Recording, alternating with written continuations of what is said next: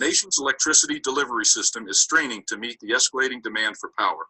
Consumers in some regions are facing periodic rolling blackouts, and businesses throughout the country are not getting the reliable, high-quality power they need.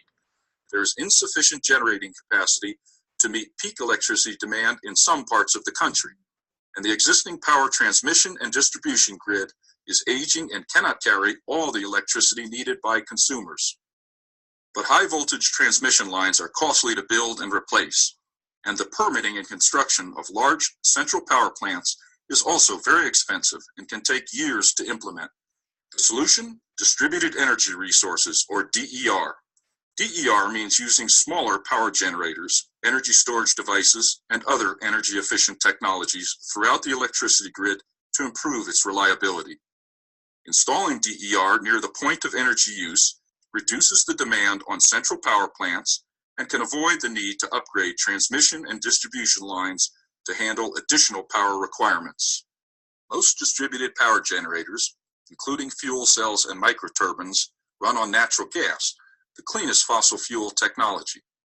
In areas where natural gas is available through pipelines, gas-fueled generators can produce electricity whenever it is needed. Some distributed generators use renewable resources like the sun and wind to produce electricity. Renewable energy is the cleanest generating technology of all, but many systems produce electricity only intermittently. Other distributed power plants use a combination of renewable and fossil fuel-driven generators, such as wind or solar systems, together with a diesel generator. Combined heat and power systems make the most efficient use of energy resources. Such systems, which make productive use of the heat generated during the production of electricity, operate at 70 to 80% efficiency, compared to the roughly 30% efficiency achieved by power generating systems alone. Energy storage devices, primarily lead-acid batteries, are used for load following and as an instantly available backup power supply. DER also requires the safe and reliable integration of energy generation and storage systems with each other and with the electricity grid.